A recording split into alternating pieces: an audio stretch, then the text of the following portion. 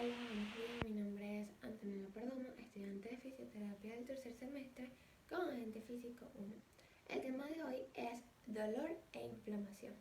Cuando nosotros hablamos de dolor, hablamos de una experiencia sensitiva y emocional desagradable que puede estar asociada con una lesión posible o real.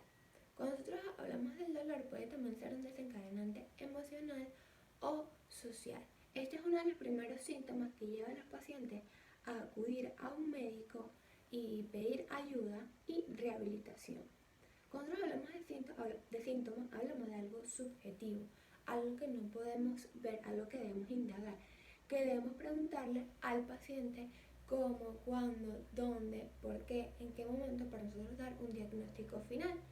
Y cuando hablamos de signo, hablamos de algo que podemos verificar, que podemos palpar, que podemos estar seguros que vemos a simple vista. Eh, el dolor trabaja como un tipo de alarma para así prevenir de siguientes dolores. O sea, él trabaja como una supervivencia de posibles lesiones tisular o real que puedan ejercerse. Un ejemplo de este puede ser el miembro fantasma, que es cuando se ha amputado algún miembro, pero todavía hay sensaciones, o se piensa que hay sensaciones en ese lugar. Por ejemplo, como si hay hormigueo, un cosquilleo, como que si los dedos de las manos y los pies se están moviendo, o si tienes el miembro en una posición incómoda, etc. Cuando nosotros empezamos a hablar de dolor, tenemos que hablar sobre una neuroanatomía básica. Aquí empezamos con una división del sistema nervioso. Empezamos con el sistema nervioso central, que está conformado por el encéfalo y la médula espinal, que dan actividades superiores como son las emociones, secreción de las glándulas y contracción de la médula de la corteza cerebral. Cuando nosotros ahora hablamos de un sistema nervioso periférico, hablamos de que está formado por un tejido nervioso que se encuentra por fuera de la médula, que eso se tratan de los nervios. Cuando hablamos de procesamiento de información sensitiva, hablamos sobre la capacidad que tiene nuestro cuerpo de recibir esa información, organizarla y luego darle un resultado afín. Todo esto tiene un procesamiento que voy a nombrar a continuación, que en esto empezamos con los estímulos. Todo empieza gracias a un estímulo. Ejemplo de esto puede ser un pellizco, y luego este pellizco va a hacer que ocurra dentro de nosotros este procesamiento. Cuando hablamos de unos mecanos receptores o receptores, estos pueden ser cutáneos o subcutáneos. Hablamos de Pacini, que es el cosquilleo, la presión y la vibración. Y cuando hablamos de Meissner, hablamos de una vibración lenta, un tacto fino breve, un golpeteo, una descripción de puntos. Y acá les voy a dejar los otros que hay.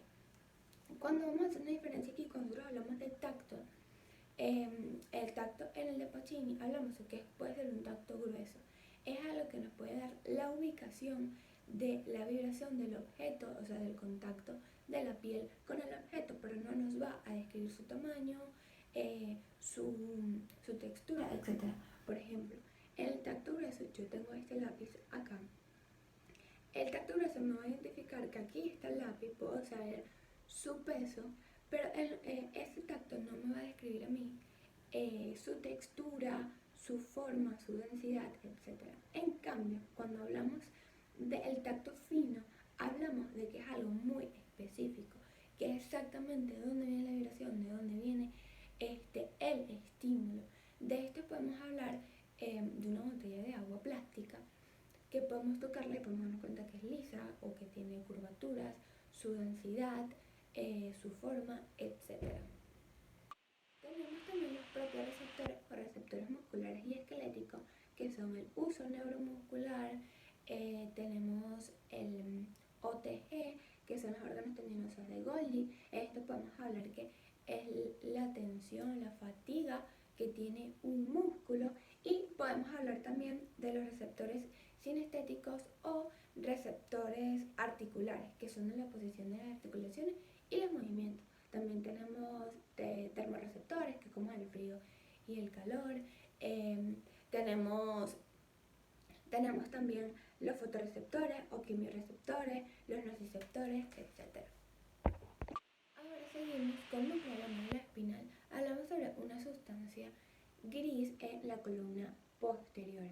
Hablamos sobre un grupo de sustancias gelatinosas que están en toda la médula, que se dan en el vértice posterior, que reciben fibras relacionadas con dolor, temperatura y tacto. Estas dan información para luego tener núcleo aferente visceral, que se encuentra por fuera del núcleo dorsal, que hace una recepción de información aferente visceral que está de la T1 a la L3. Se encuentra en todos los niveles medulares, hacia de la columna o hasta lateral.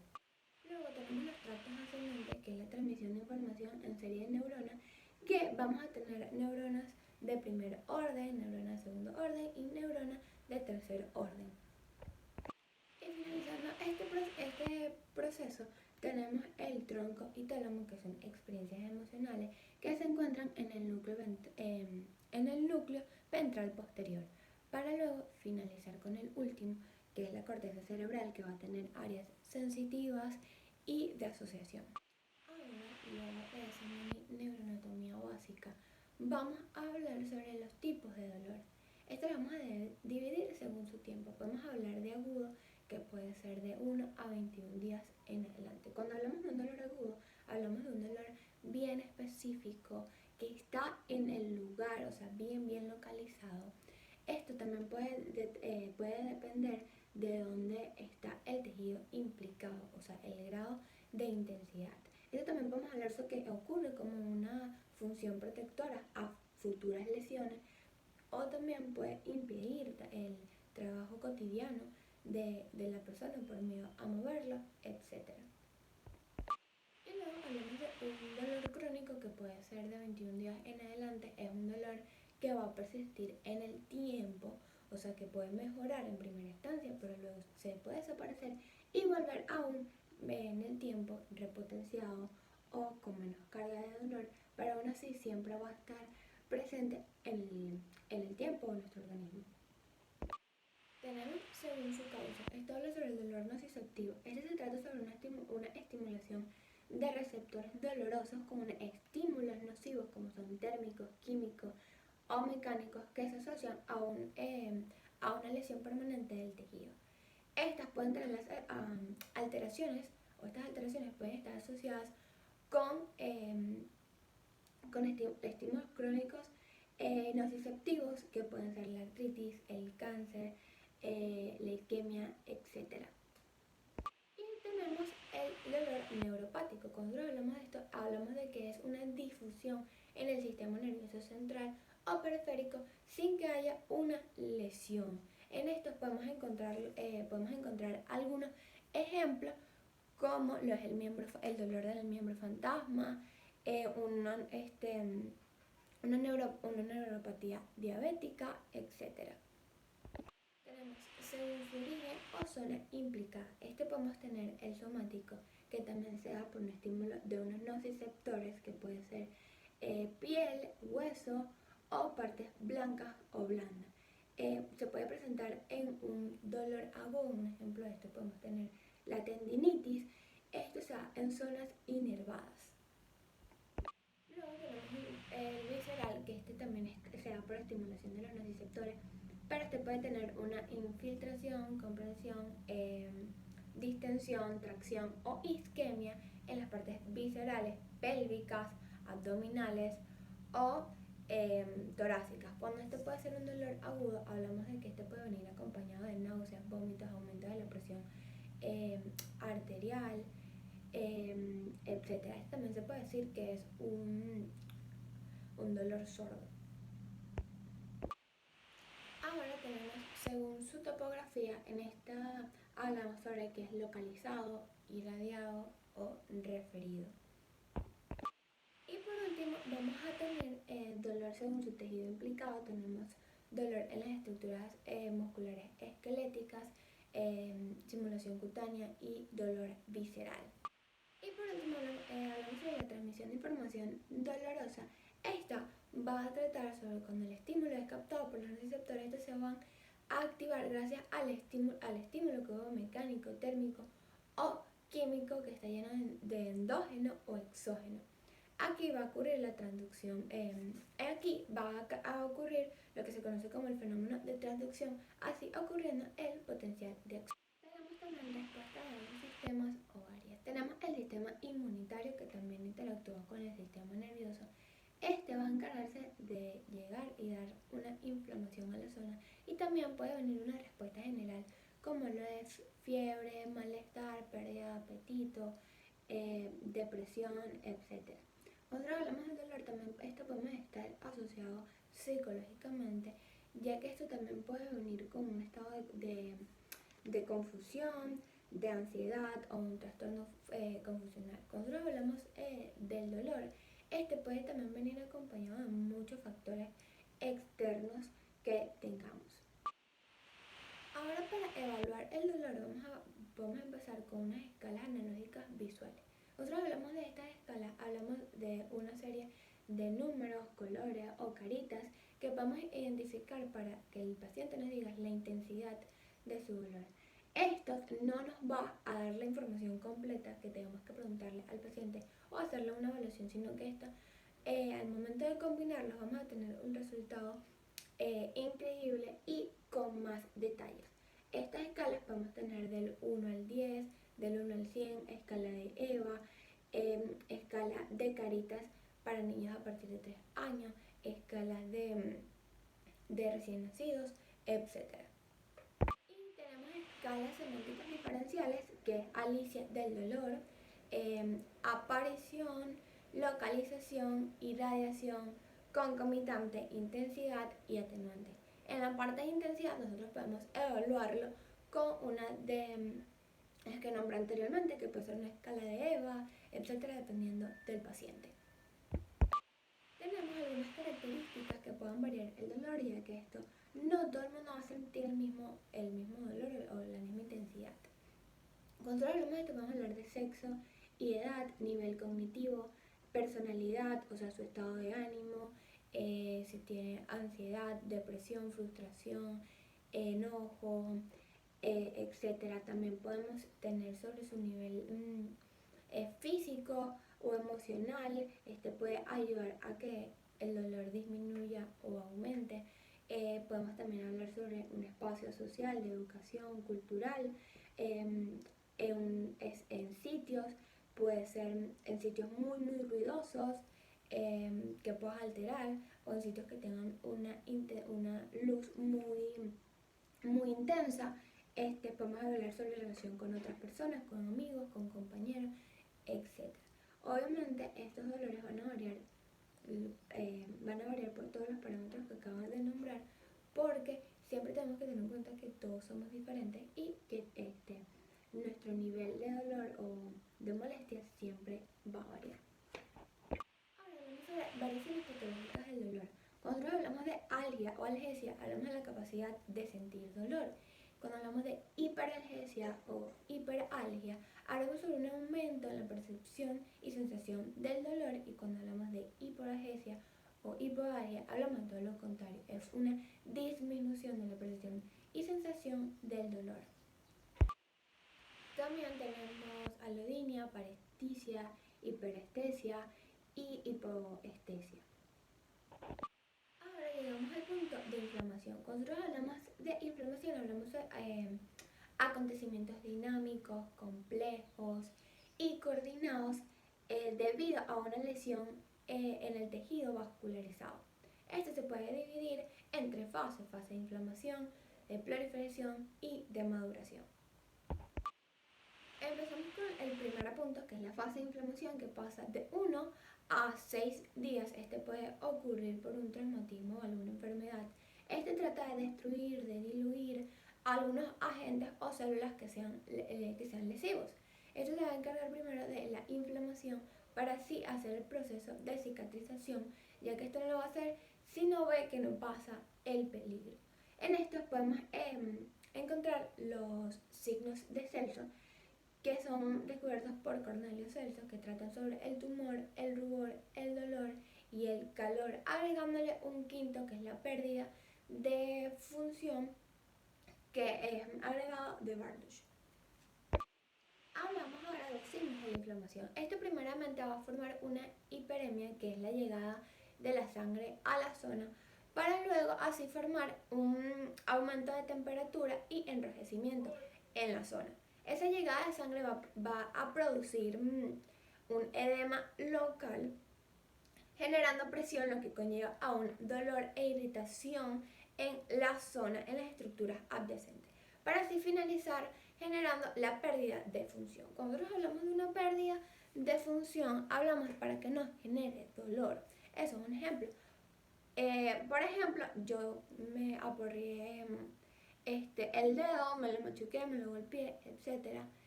Y si yo lo pongo recto, me genera presión, me genera dolor, me genera molestia.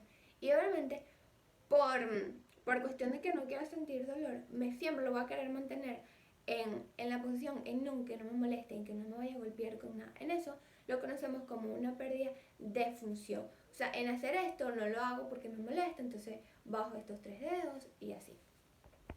Ok, cuando nosotros hablamos sobre una respuesta vascular, podemos hablar sobre, es que es muy común la alteración de las estructuras vasculares porque son muy delicadas.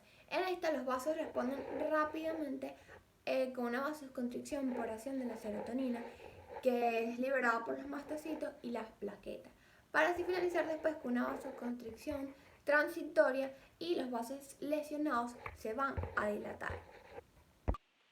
Desde un punto de vista químico tenemos acción de la histamina, la gema y la prostaglandina.